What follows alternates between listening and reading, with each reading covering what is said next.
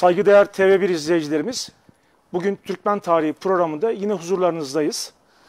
Kayseri Sancağı 5. bölümümüzü çekeceğiz. Yayınımıza başlamadan önce Ankara'da gerçekleştirilen TUSAŞ saldırısı hakkında lanetlediğimizi, kınadığımızı bildirmek istiyoruz. Bu milletin birlik ve beraberliği için oynanan oyunların en kısa zamanda bozulmasını istiyoruz. Birlik ve beraberlikten kesinlikle taviz verilmemesi gerektiğini düşünüyoruz. Bugün çok özel bir konuğumuz var. Bugünkü konuğumuz eğitimci, araştırmacı, yazar Sayın Ahmet Özerdem hocam. Hocam hoş geldiniz. Teşekkür ederim. Sağ olun. Ahmet Özerdem hocam, onun üzerinde kitabı olan, bölgede kaynak niteliği taşıyan eserler hazırlayan, bölgemizin bir çınarı, bölgemizin bir aksakallısı. Hocam tekrar hoş geldiniz. Sağ olasın. Durmuş Yeren hocam hoş geldiniz. Hoş bulduk Sayın Karakaya. Nasılsınız? Haftanız nasıl geçti? Çok teşekkür ediyorum.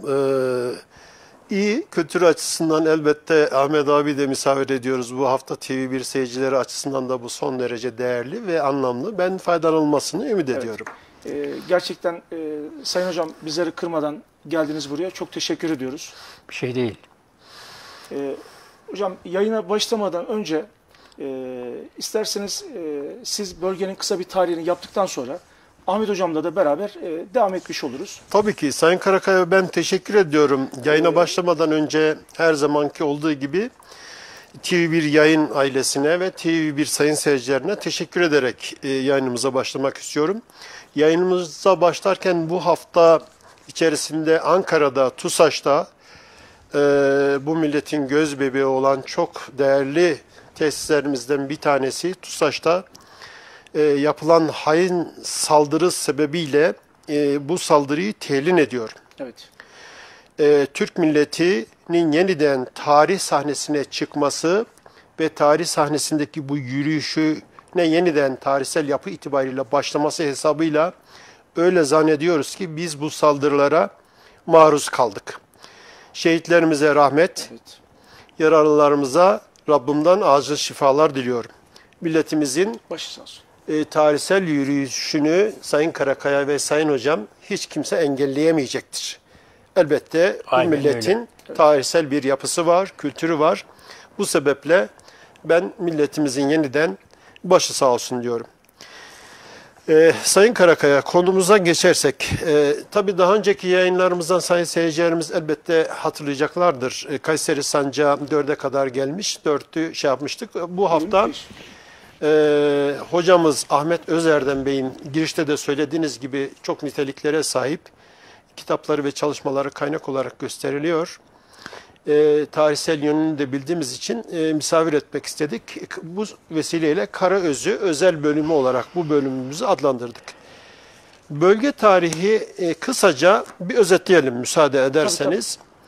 Şimdi bölge 1070'li yıllardan hemen sonra 1071'den sonra 1073'te birlikte bölgeye hakim olan Danışmet Ahmet Gazi'nin bölgeye hakimiyeti Amasya Sancağı'ndan Çorum bölgesinden Yozgat yani bugünkü Bozak Sancağı'na doğru bölgeyi elde etmesi daha sonradaki bu bölgelerin, bu yerlerin Türkmen yurdu, Türk yurdu olmasını görüyoruz. Yani bu 1175 yılına kadar bu fütuhat devam etmiştir. Karaözü bölgesinde de ilk iskanların Türk iskanları olduğunu, Danışmetli Türkmenlerinin bu bölgeye iskan olduğunu, Yörüklerin evet, Yörükler de denilmişlerdi. Yörükhane Türkmenan diye yürüyen şeklinde.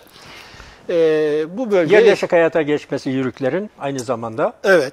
İsterseniz hocam sözü kısa kesip size verebiliriz. Daha sonraki aşamalarda da. Hocam bu anlamda Karaözü'ye yerleşen Türkmen gruplarını biz Danışmetli diye özetledik. Arkasından Selçuklu gelecek, arkasından diğer Türk beylikleri gelecek ama kısaca bu konuya değinerek ben hoş geldin de diyerek konumuza başlayalım. Buyurun hocam. Hocam özür dilerim. Ahmet hocam kendisi hem bize bir tanıtsın. Evet. İzleyicilerimizi bir tanısın. Çünkü siz bizim için bir değersiniz. Teşekkür ederim. Sağ olun. Lütfen. Evet. Ben Ahmet Özerdem, 1940 doğumluyum. Karaözü'de doğdum. Uzun süre Anadolu'nun muhtelif yerlerinde öğretmenlik yaptıktan sonra 10 yıl Karızi Ortaokulu ve Karızi Lisesi'nde öğretmen ve idareci olarak çalıştım. Bu çalıştığım süre içerisinde Karızi'nin tarihini, kültürünü, folklorunu ve diğer değerlerini yazdım, bir kitap haline getirdim. Biraz sonra onları nasıl meydana getirdiğimizi, neleri yazdığımızı anlatmaya çalışacağım. Karaözü Türkiye'de önemli bir yerleşim birimi. Aslında kara özü sözcüğü doğru kullanılmış olduğunu sanmıyorum. Kara öz. Çünkü buranın eski adı Karadere. Dere aynı zamanda öz demek. Karezi bilge insanlardan oluştuğu için dere lafını kullanmamış. Öz lafını kullanmış. Daha sonra da bu kara özüye dönüşmüş. Bu doğru bir şey değil. Çünkü kara özünün karasıyla ilgili hiçbir yanı yok. Evet. Özü de düzgün, sözü de düzgün, birikimi, aksiyonları da yerinde. Gerçekten Türkiye'nin en önemli kasabalarından bir tanesi, hatta birincisi de denilebilir. Çünkü ben Türkiye'nin her tarafını gezdim. Evet. Karaözü'nün oymaklarını, aşiretlerini, Anadolu'nun oymakları, aşiretlerini de biliyorum. Biz Karaözü'ye Kars'ın Ardahan, Damal, Çimliçayır'dan geldiğimizi bize söylediler. Daha sonra Anadolu'nun Muş bölgesinde devindikten sonra bunlar konar göçer aşireti. Yani yazın yaylalarda, kışın ovalarda geçinen yürük. Yürük, yürüyen demek. Evet.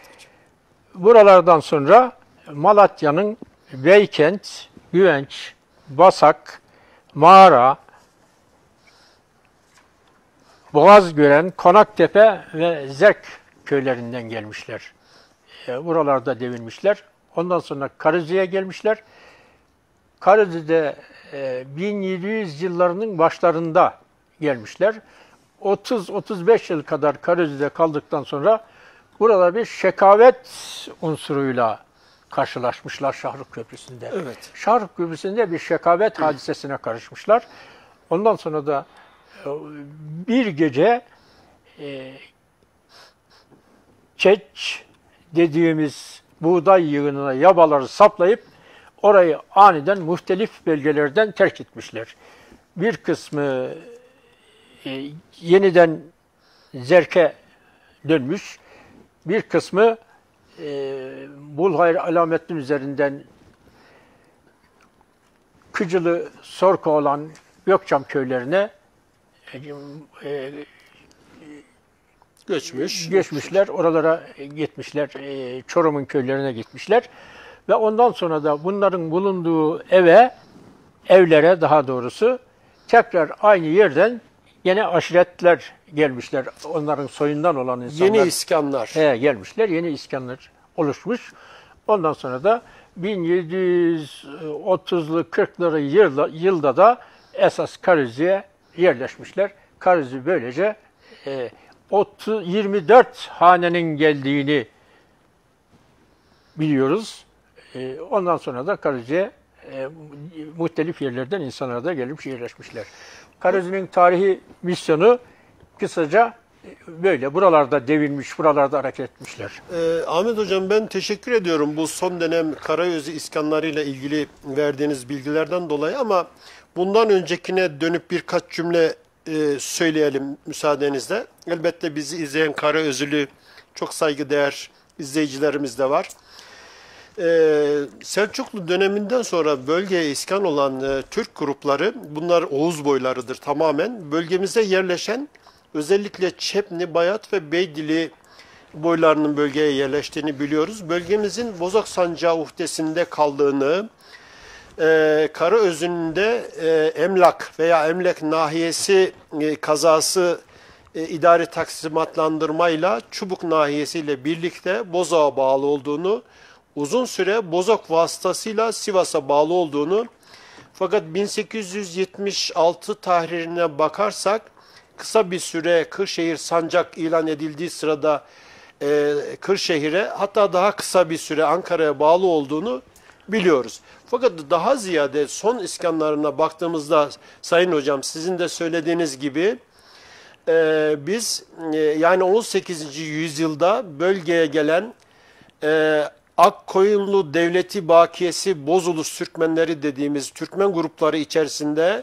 ve bununla birlikte Dulkadirli Türkmenleri içerisinde bölgeye dönem dönem iskan olduğunu, her iskan döneminin katman katman olduğunu düşünürsek Sayın Hocam, özellikle 1830'lardan sonra elde ettiğimiz temettüat defterleri ve nüfus havi defterlerine baktığımızda sizin de az önce söylediğiniz gibi bölgeye Kars ve Ardahan üzerinden daha sonra Malatya sancağına gelen ve Malatya sancağından Uzunyayla üzerinden bölgemize gelen Türk bölükleri var. Oğuz Türk bölükleri. İşte bunların son dönemdeki temettüat defterlerindeki adı Karaözü obaları diye geçiyor. Siz de kitabınızda uzun uzun bahsetmişsiniz.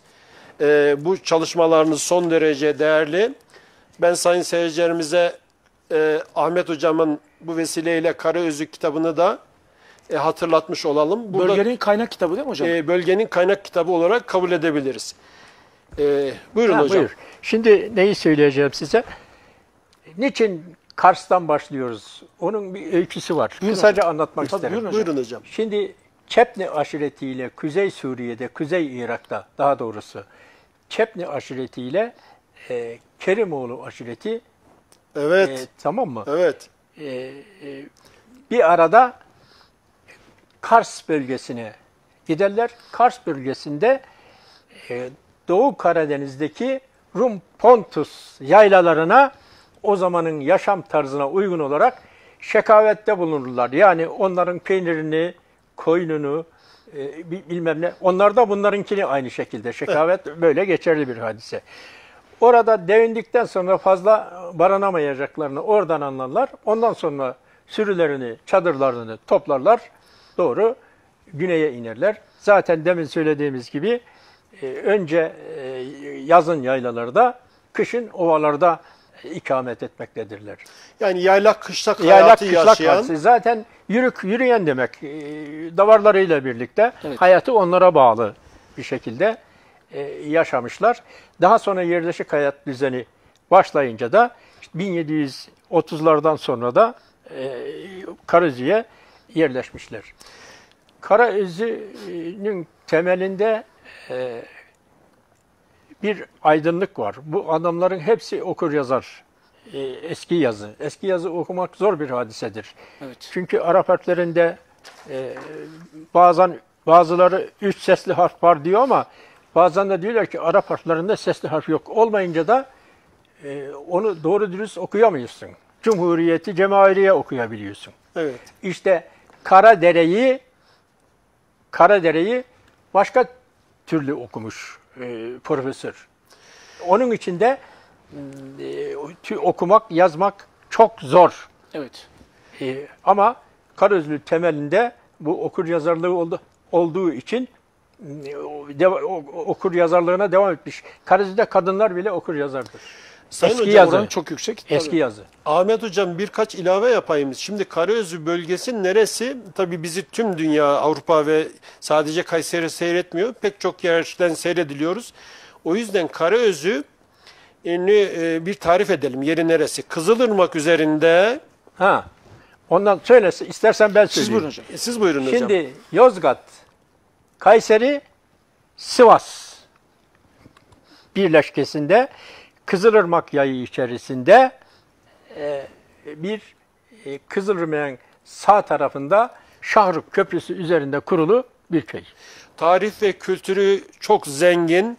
Evet. Fazıl Say'ın Türkiye'de İlk defa gelip konser verdiği bir kasabamız. Yani entelektüel değeri çok yüksek. Fikret Otyam'ın Hudos kitabında uzun uzun anlattığı Karaözü tarihi kültürüyle. Bir de kültür evimiz var. Evet, orada bir de kültür evi mevcut. Böyle. Esas şunu söyleyeyim.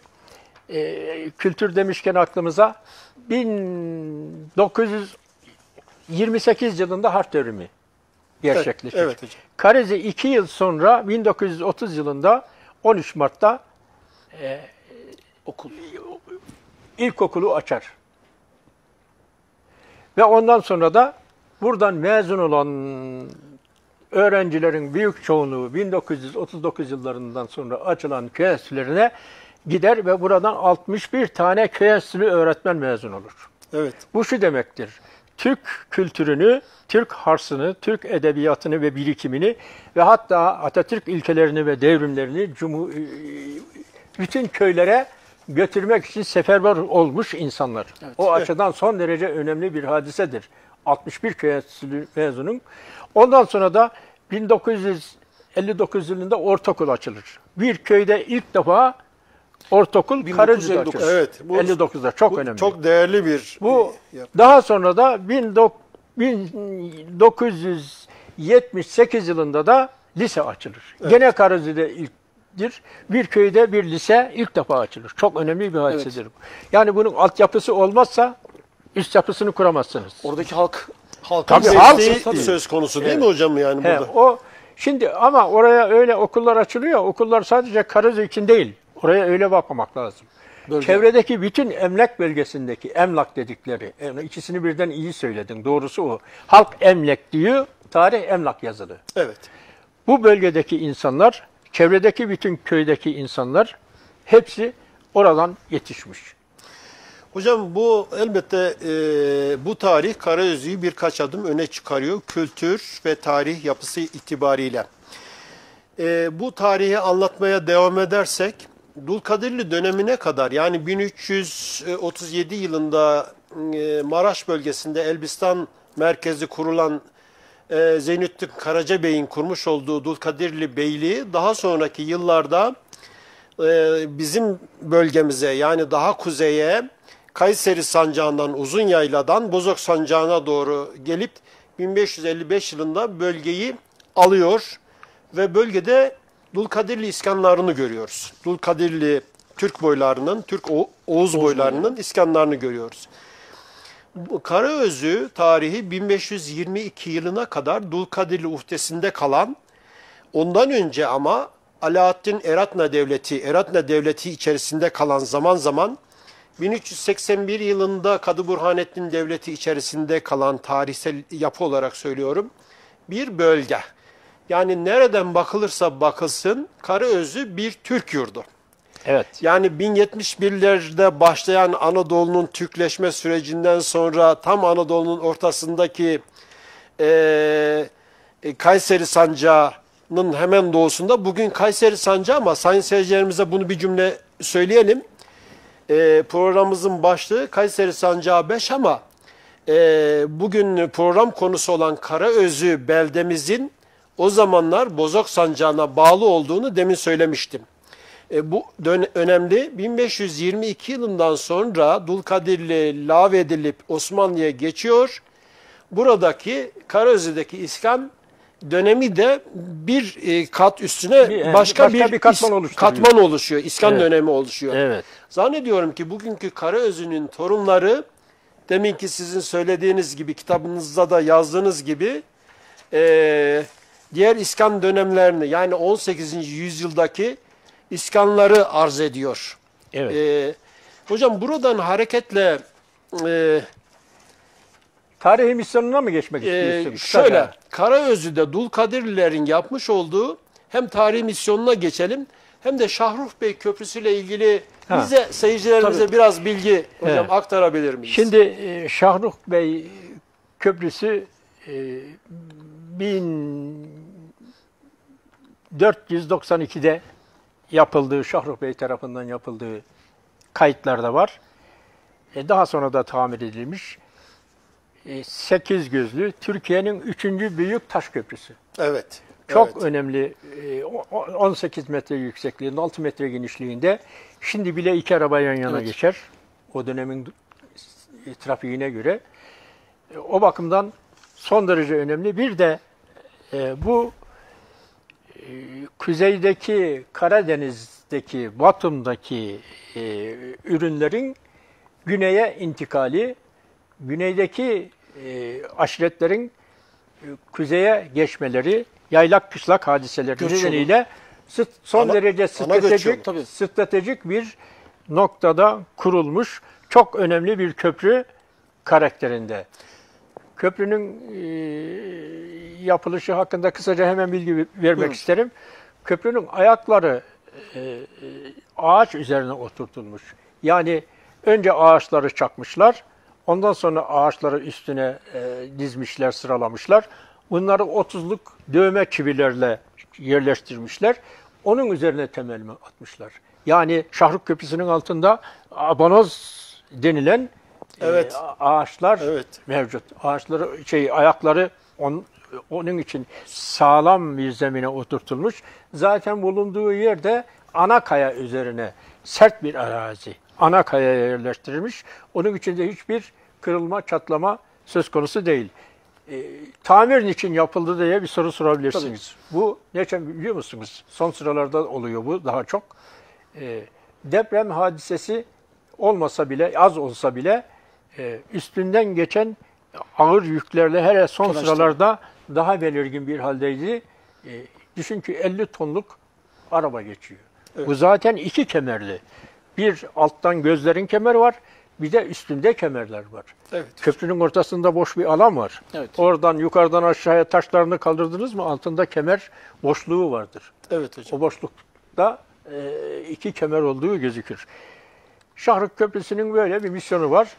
Şimdi Buyurun hocam. bir şey mi söyleyeceksin? Yo, yo, söyle buyurun, de, buyurun söyle hocam. de ben buradan bir şey söyleyeceğim. Şimdi hocam burası bir derbent. Yani Karaözü bulunmuş olduğu yer itibariyle çok değerli bir köy. Köprünün bulunmuş olduğu yer itibariyle stratejik bir öneme sahip. Yani demin söylediğiniz kuzeyden güneye, güneyden kuzeye ordular ve İpek yolu ticareti gelip geçiyor. Evet. Konar göçerler gelip geçiyor. Bir de burada yapılan şeyler manevi derbent olması hesabıyla Şahruk Bey'in sanıyorum bir vakfiyesi var. Evet. Orada bir de Şeyh İbrahim adına bir zaviye var. Bu zaviye Şahruk Köprüsü'nün sol tarafında. Yani sol tarafı doğu tarafında kurulmuş. Fakat daha sonra misyonunu yitirmiş ve taşları yağmalanmış ve defineciler filan da oraları harap etmişler. Şimdi yakında bile Şahruk Köprüsü'nü gözlerini kırarak içerisinde altın arayan insanlara rastladık. Onun öykülerini anlatmak Çok istemiyorum. üzücü hocam He. değil mi? Tarihi eserlerimize sahip burada çıkmamak. Karözü'de böyle tarihi misyonun çok önemli bir noktasına getirmek istiyorum sizi. Evet. 1519 yılında Bozok'ta mühim bir ayaklanma oldu. Bunu buradan okumak istiyorum tarihi hocam. kayıtlarda. Bu isyan Şahveli adlı biri çıkarmıştı. Şahveli'nin Şah İsmail'in Anadolu taraflarından olduğu bilinmiyor. Başına 3-4 bin adam toplayan Şahveli, Dulkadır hükümdarı Şahsüvaroğlu Ali Bey'in oğlu Bozok valisi Üveys Bey'in evini Basıyor. bastıktan sonra Sivas Beylerbeyli Şadi Paşa Zile civarında bozguna uğratıyor. Şadi Paşa'yı da yani böylece namı andı. Bu başarı Şahveli'nin başında bulunanların sayısını artırıyor. Çok geçmeden Dulkadıroğlu Ali Bey, Karaman Beylerbeyli Hüzzap Paşa, Sivas Beylerbeyli Sadi Paşa, Şahruk Köprüsü yakınında Şahveli'nin şahsına çıkıyorlar. Çatışma burada başlıyor. Onun için de Şahruk Köprüsü'nden istasyona doğru giderken o bölgenin adına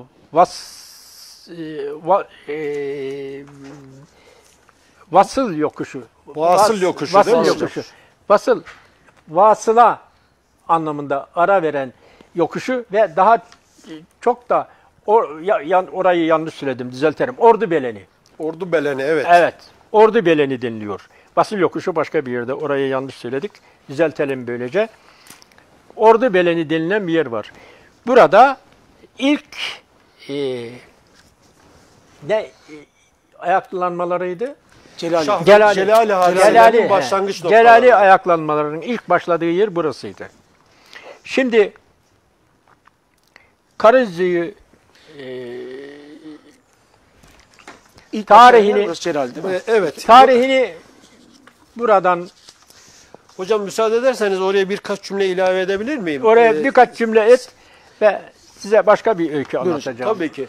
Hocam şimdi Anadolu'da bir dönem bizim Celali hadiseleri dediğimiz iç huzuru bozan, zaman zaman daha sonraki dönemlerde de kovgunluk, kaçkınlık dönemi dediğimiz Şekavet. şekavet hadisesinin olduğu dönemin orta bölümüne denk geliyor. Bunu Mustafa Akdağ hocam, Profesör Mustafa Akdağ Celali hadiseleriyle ilgili çalışma yapmış 2 cilt halinde. Bu bölgemizdeki birkaç yapıdan dolayı kaynaklanıyor. Tabii sebep ve sonuçlarını uzun uzun konuşmak mümkün ama bizim bölgemizde olduğu biliniyordu. Bu hatırlatmanızdan dolayı da ben size teşekkür ederim. Şimdi marif derken, Karözü derken bir şeyi unuttuk. Karözü, Kızılırmak kıyısında Erenler Yurdu olarak bilinen Marif Özü köyüdür. Evet. Burayı unuttuk. Çok teşekkür ederim hocam. Evet, Kızılırmak kıyısında Erenler Yurdu olarak bilinen Marif Özü köyü. Evet. Bu eğitime verdiği o. Şimdi burada size bir öykü anlatmak Buyurun isterim. hocam. Bu öykü köy enstitüleriyle ilgili bir hadise. Köy enstitüsü mezunu bir öğretmen Arif Arslan 1928-1982 yıllar arasında yaşamış bir tanesi. 1945 yılında mezun olur.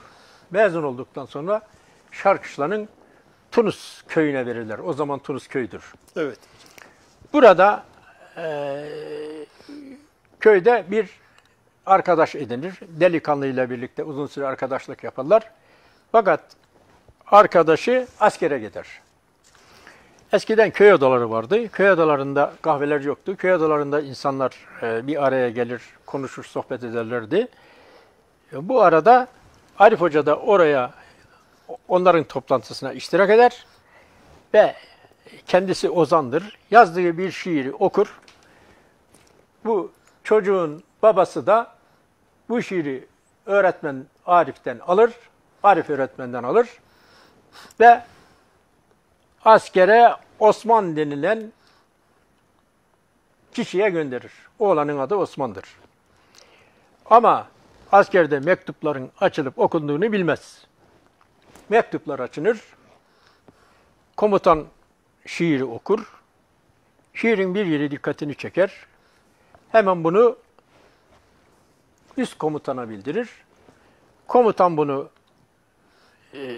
Genelkurmay'a bildirir. Genelkurmay Milli Eğitim Bakanlığı'na bildirir. Milli Eğitim Bakanı bu şiiri alır, Sivas Valisi'ne gönderir. Vali Milli Eğitim Müdürü'ne gönderir. Milli Eğitim Müdürü alır, yanına ilköğretim müfettişlerinden birkaç tane ilköğretim müfettişini alır, doğru Ukey'e gider.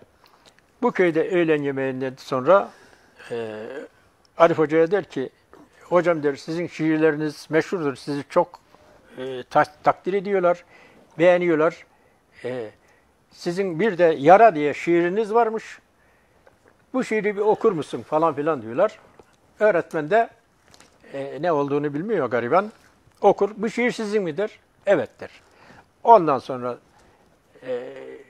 Milli Eğitim Müdürü arkadaşlarını alır, Sivas'a gelir. Tuttuğu tutanağı, zaptı valiye verir.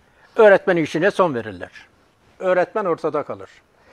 Öğretmenin sadece bir anası var. Anası bir dam odada, 20-25 ebadında bir pencereli, tek göz odada yaşayan, son derece fakir, hiçbir gelir olmayan bir tanesidir. Evet. Öğretmen de öğretmenlikten uzaklaşınca ortada kalır. Orada daha önceleri Milli Eğitim Müdürlüğü yapmış, bunu talebeliğini falan filan da bilen başka bir tanesi, adını söylemeye gerek yok. Bunu alır, Sivas Belediyesi'ne bir iş verir, iş bulmasını sağlar. Ondan sonra da orada 2 yıl, 3 yıl çalıştıktan sonra Sivas Çimento Fabrikası'na orada başka bir işe girer. Bu arada parti propagandası başlar Demokrat Parti ile CHP arasında. Bu şiir Demokrat Partililerin eline geçer. Ve bunlar bu şiiri propaganda aracı olarak kullanır. Ve şimdi o şiiri okuyayım, sonucu da sonra söyleyeceğim size. Buyurun hocam. Tamam hocam. Şiirin adı Yara, ona efendi deme, efendi sensin. Bu şiiri Arif Hoca bana bizzat yazdı, verdi. Hayvanıyla bir arada keyif çatan, gönülde yurt aşkı dilinde vatan, bir miras yorganda dörde bir yatan, bu milletin efendisi bu mudur? Kara kışta kar basınca dört yanı, toprağın üstüdür evin tabanı, kışın bile terk eylemez sabanı, bu milletin efendisi bu mudur? Yıllarca bir yırtık aba bürünür, bin dert ile sürüm sürüm sürünür. Yürürken arkadan kıçı görünür, bu milletin efendisi bu mudur? Altı kalbur gibi ayakta çarık, tırnaklar çatlamış tabanlar yarık. Yaylanın yiğidi göğsü kabarık, bu milletin efendisi bu mudur? Yağ yapar, bal yapar kendi yiyemez. Eskiye şükreder acer giyemez. Haksızlığı bilir ama diyemez, bu milletin efendisi bu mudur? Haksız yere öldürülse kader der. Yelan dünya iri geci kader der. Böyle gelmiş işte böyle gider der. Bu milletin efendisi bu mudur?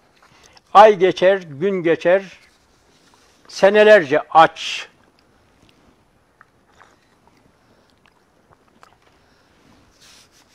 Kahrından aklaşır, seyrekleşir saç.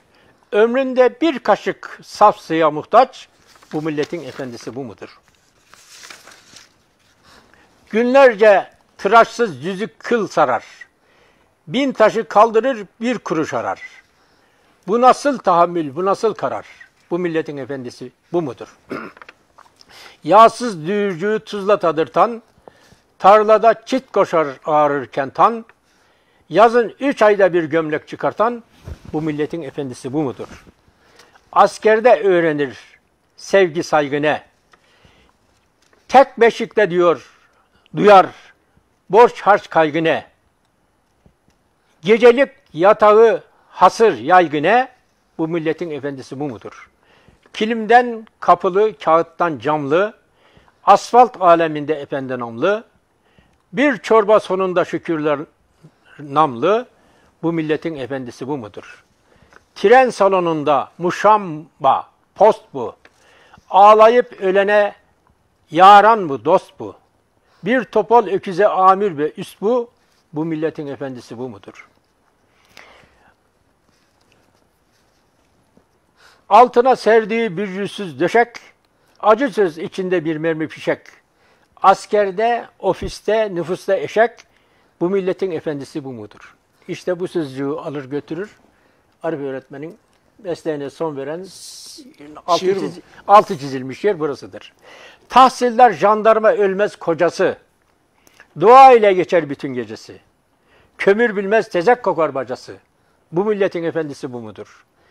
Ona efendi deme, efendi sensin.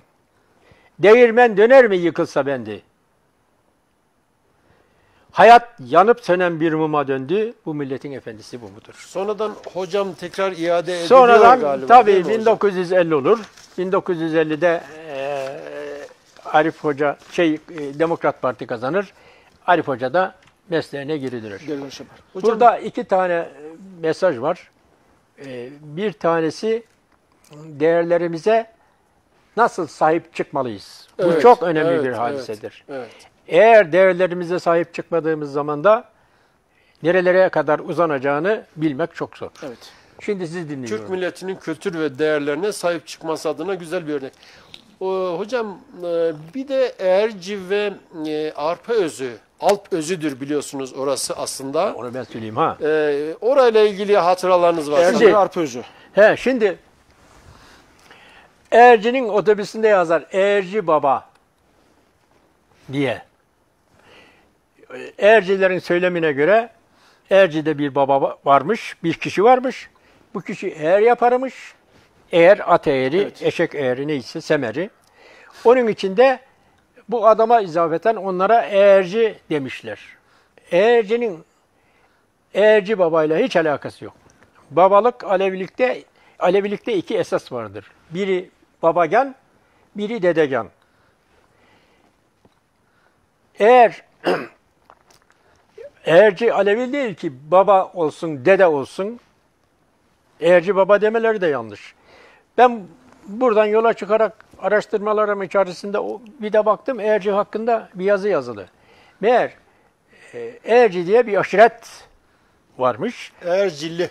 Erci. Sırt'ta 1556 Osmanlı kayıtlarında. Eğerci. Ve bu aşiret hala Urfa'da mevcut. Ben bunu bir makale halinde yazdım güzelce.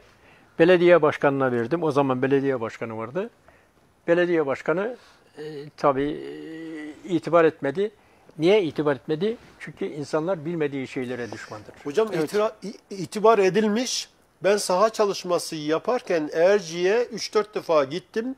Köyün meydanında uzun söyleşilerde bulundum. Bana getire getire sizin o 2 sayfalık el yazılı notunuz geldi.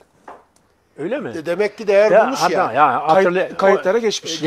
Demek ki yani bana o zamanları söylüyorum. Evet. O zamanlar. Sonradan elinize geçmiş olabilir. O nereden elinize geçti? Daha sonra Erci'de, Karüzü'de bir öğretmen, Ercili bir öğretmen Karüzü'de çalışıyordu. Ben bunu anlatınca ben Erciliyim hocam dedi. Ben de bu yazıyı verdim. O oradan daha sonralarıdır. O hocam bir çalışmayı da genişletmiş sağ olsun. Demek Ercili. ki o da Evet. o da işin farkına varmış. O oradan kaynak. Benim verdiğimde itibar falan etmemişlerdi.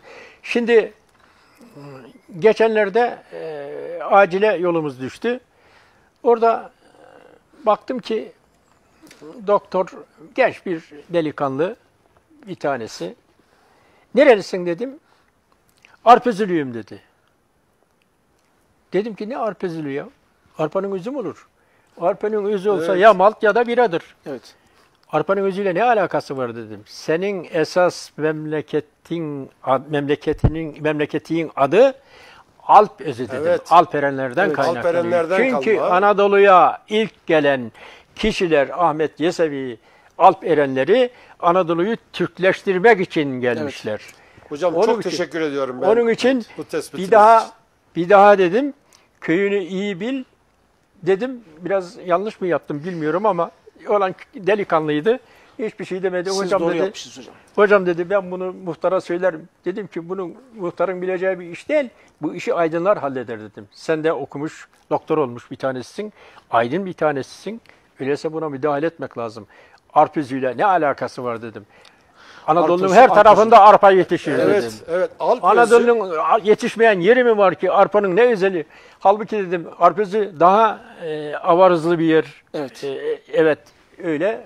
Hocam 1556 ve 1576 temettüa çalışmalarında bölgemizde Osmanlı arşiv kayıtlarından buradan okuyorum. Kızılkocalı, Alpözlü, Selmanlı, Süleymanlı, Ağacalı, Çiçekli, Zakirlü, Mesutlu, Ağacakoyunlu, Şambayadı, Söklen, Hisarbeyli, Tatar, Karalu, Şehli, Danışmentli, Çepli ve Çongar bölükleri var. Yani bu bölgemize emlaka daha önceki 1500-1600 Bozburgaz'ı. arasındaki iskanları söylüyoruz. Daha önceki iskanları söyledik. Bölgemizde 5 tane danışment beylerinin kurmuş olduğu ve bu adla anılan ırmak kenarında köy var. Nereler bunlar? Burhan, Birhan Bey'in kurduğu bir köy. Tekmen Bey'in kurduğu bir köy. Karşı tarafta Türkmen köyleri diye bildiğimiz köyün adı Mudrasın. Mudrasın Bey'in kurmuş olduğu bir köy.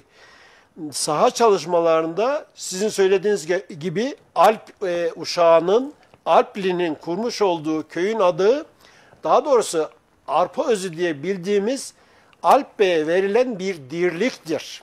Evet. Yani Şimdi teşekkür ediyorum hassasiyetiniz için. Şimdi Uşak dedin de hemen Uşak hakkında bir şey söyleyeyim. Ben kahveye vardığım zaman da merhaba Uşaklar nasılsınız falan filan diyorum.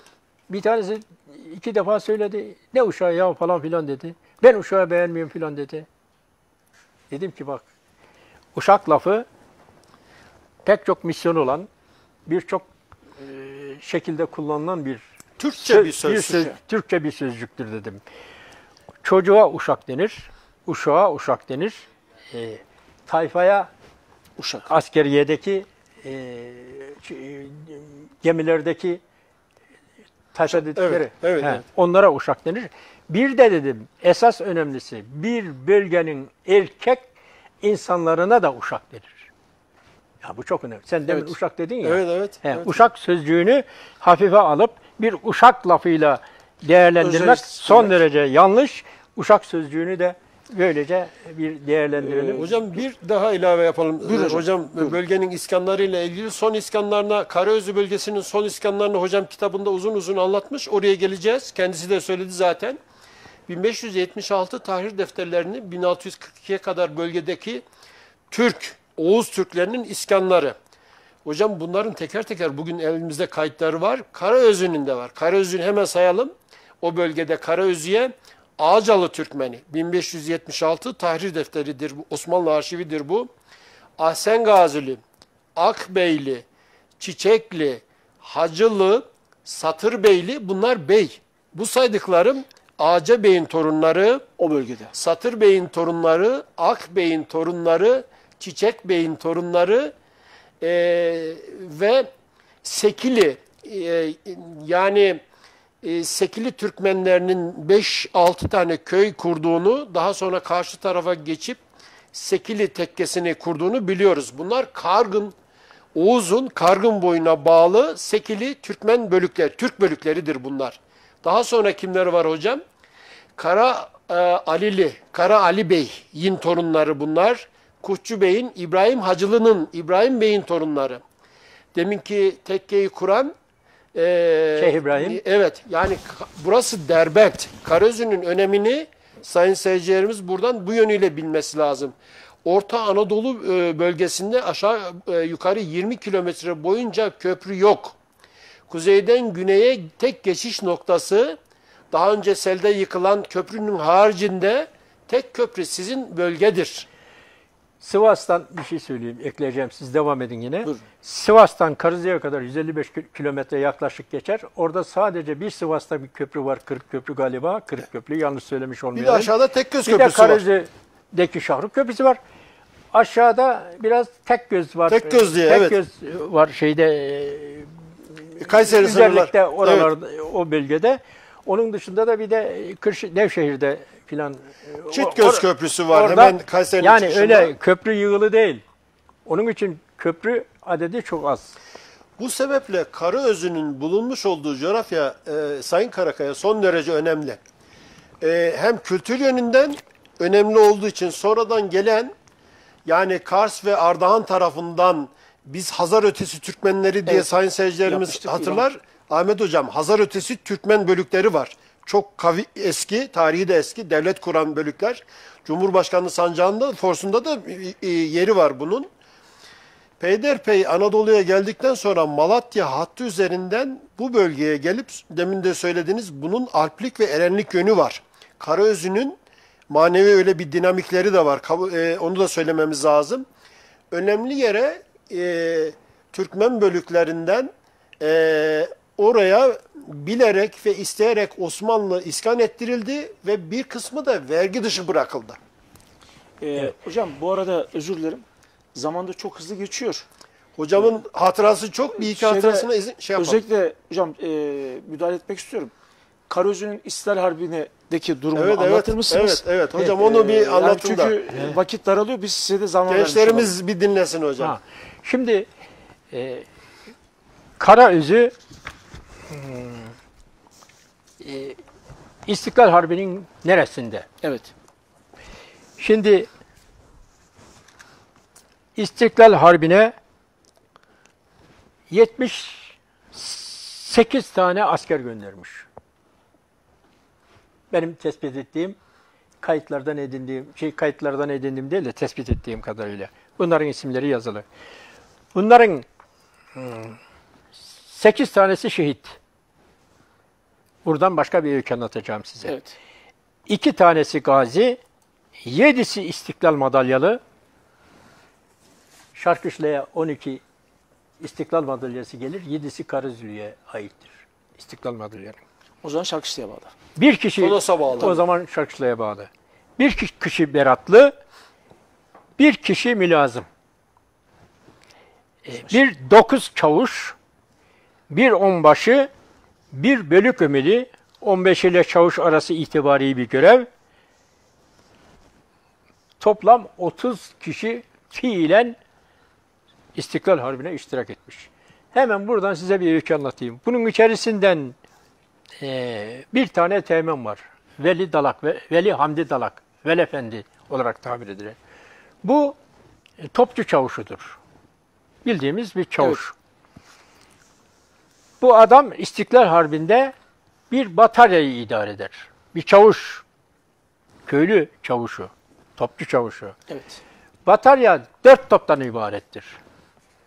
Bunu ancak onu sen askerlikten iyi bilirsin, ya binbaşı ya yarbay yönetmesi lazımdır. Evet hocam. Fakat bu o derece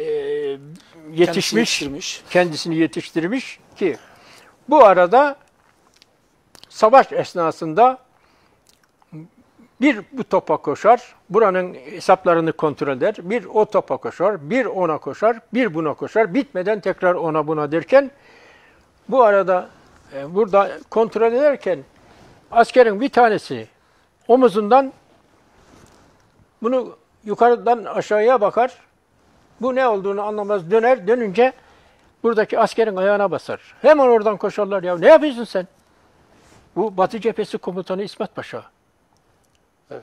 Seyrediyor İsmet Evet, Paşa. İsmet Paşa. Öyle deyince Veli Efendi diyor ki elim ayağım tutuldu diyor. Tabii. Batı Cephesi. Evet. İsmet Paşa dedi ki bırakın dedi diyor. Devam et oğlum. Ondan sonra gene işleme devam ederken yanındaki komutanları çağırdı diyor. Bu çocuğu niye bize bildirmediniz dedi diyor. Hemen diyor kaydımı aldı. Ne kaydediyorlar ona? Askeriyede. Kayıt altına alıyorlar. Yani tutanağı tutuyorlar. Yok kimliğini aldı.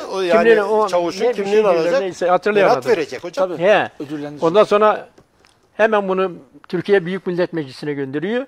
Meclis bir ay sonra buna teğmen rütbesi veriyor. Alaylı teğmen. Evet. Halbuki bir teğmen bile, üst teğmende yüzbaşı bile bir bataryayı idare edemez. Bu çok önemli bir hadisedir. Tabii. Bunu da Karızlı'nın kültür bölümüne eklenebilir. Yani böyle kültürlü bir insanın bu derece yetişmesi çok önemli. Anadolu'daki cevherler. Cevherler, bu cevherlerin özünde de işte Karaözü. Ahmet Hocam'dan bir de istirhamımız olsun Sayın Karakaya. Buyurun hocam. Bir tren hikayesi, yağ hikayesi. Şimdi Ahmet Hocam'ın çok nükteden olduğunu ben biraz yakinen tanıyorum. Teşekkür de ediyorum. Esprili nükteden bir yapısı var. Şimdi yeni bir kitap yazıyorum. Bu Karızlı ile ilgili trenci hikayeleri, av hikayeleri, değirmen hikayeleri, av hikayeleri, diğer hikayeler olmak üzere Karızlı'da 5 tane değirmen var. Değirmen hikayeleri var. Bunun içerisinden bir tanesi de trenci hikayesi. Karızlı'da 200 bilmem kaç tane trenci var. Rakamını vermenin önemi de yok. Bunun bir tanesi anlatıyor. Yeniçubuk'ta geçiyor bu olay. Hayvan yüklü bir tren arıza yapıyor. Arıza uzun süre tamir edemiyorlar. O yana giderken, bu yana giderken oradaki tren şefi Rasim Tatar diye bir tanesini vagonlarda hayvanları olan Karslılar yakalıyorlar. Ya diyorlar, bizi niye burada bu kadar bekletiyorsun? Biz bir an önce İstanbul'a gitmek zorundayız ki hayvanları satalım. Hayvanlara burada bakmak, sulamak, bilmem ne yapmak çok zor falan filan deyince o da başından uzaklaştırmak için. Ya diyor, makinenin yağı bitti diyor. Bundan kolay ne var? Şefim diyorlar. Hemen gidiyorlar.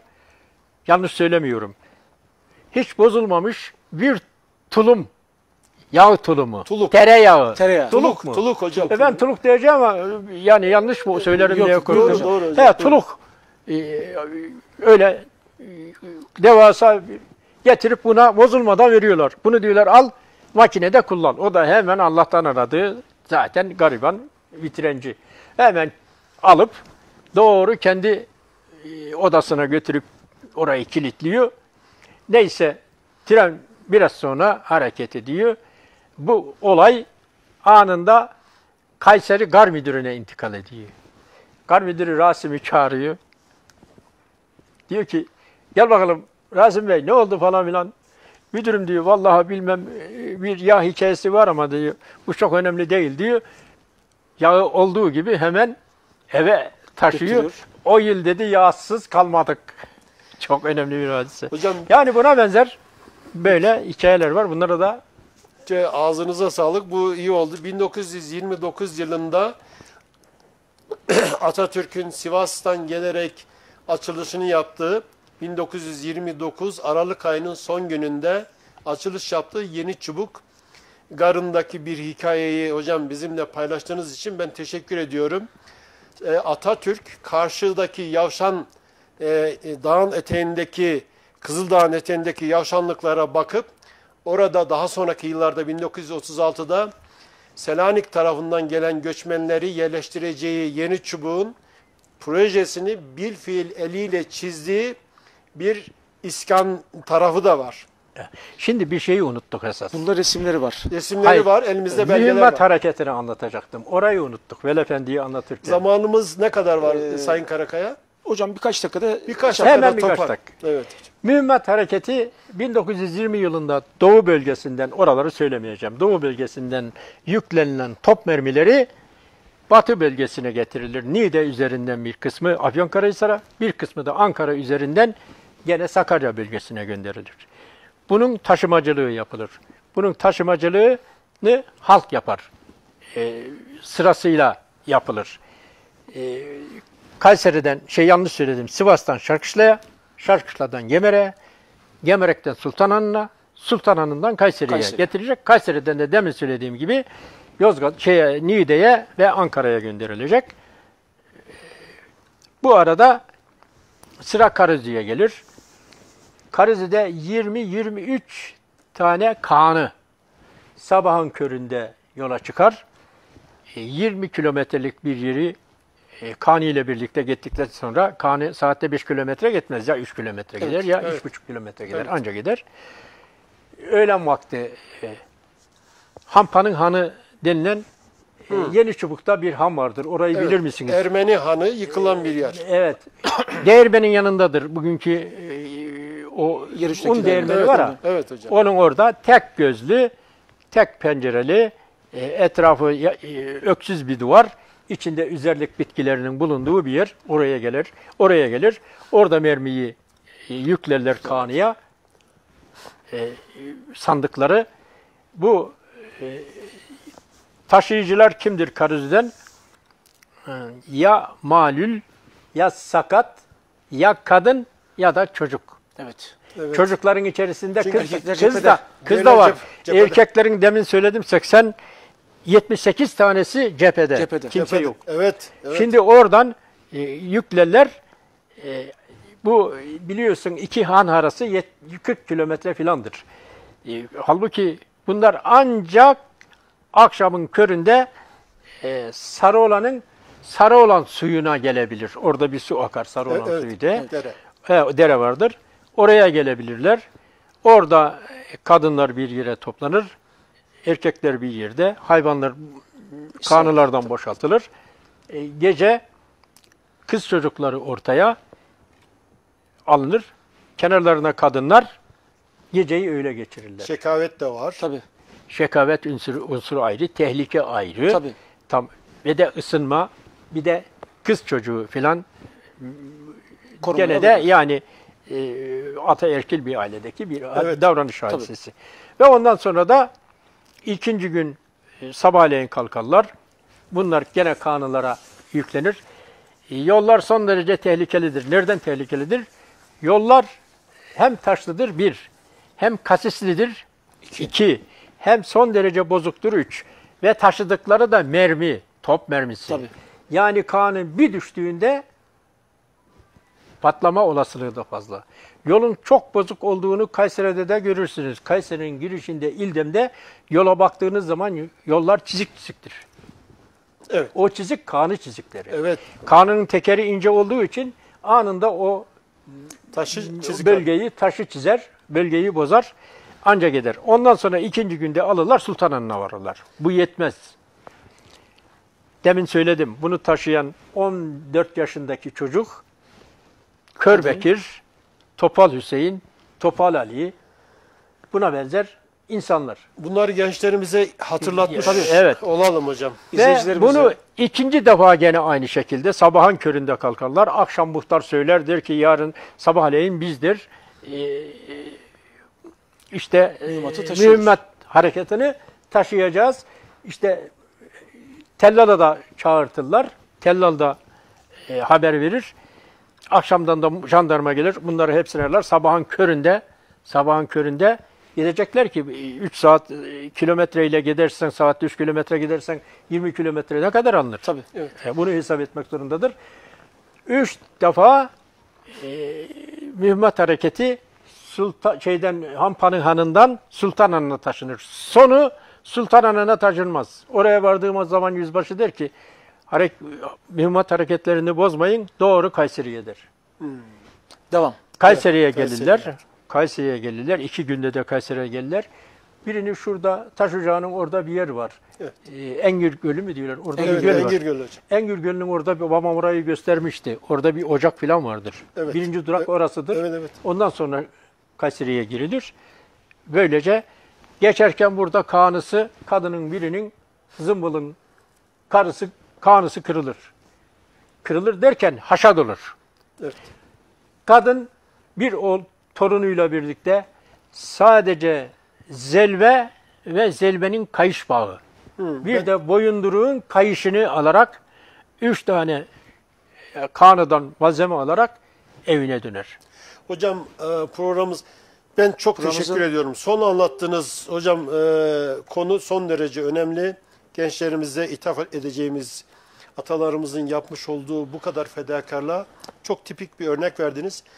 Programımızı sonlandırırken söyleyeceğiniz Son cümlelerinizi son alalım hocam. cümleleriniz hocam. Size teşekkür ederim. Hizmetiniz hakka, yerde kalmaz. Talih sizinle olsun. İşiniz rast gitsin. Hızır yoldaşınız olsun. Benim size söyleyeceğim şey bu. Ben ve biz bir kültür insanıyız. Evet. Burada bir kültürü anlatmaya çalıştık. Burada başarabildiysek ne mutlu. Geri kalan dinleyicilere ait bir hadise. Çok teşekkür ederim. Aziz Hocam Yüzüz. bir cümleyle hemen şey yapalım. Bugün Çok az bir süremiz kaldı. çok saygıdeğer bir misafirimiz olan Ahmet Özerdem, kültür taşıyıcısı, abimizi misafir ettik. Biz çok istifade ettik. Sayın seyircilerimiz için de son derece önemli bir program olduğunu düşünüyoruz. Programımızı sonlandırırken saygı ve sevgilerimi sunuyor. İyi akşamlar diliyorum. İyi akşamlar. Saygıdeğer TV1 izleyicilerimiz, bugün yine Türkmen tarihinde Kayseri Sancağı Karaözü 5'i Karaözü'yü çektik özel olarak. Burada çok değerli bir hocamız Ahmet Özerdem hocam bizlere çok güzel bilgiler verdiler. Kendisine teşekkür ediyoruz. Bir şey değil. Ve Ödeşiriz bir gün. Bu yaşına rağmen, bu genç yaşına rağmen hiç durmadan hala kitap yazmaya ve o bölgeyle ilgili araştırmalar yapıyorlar. İnşallah bu tür davranışlar bizlere de örnek olur. Hepinize sevgi ve saygılarımızı sunuyoruz. Size Allah'a emanet ediyoruz.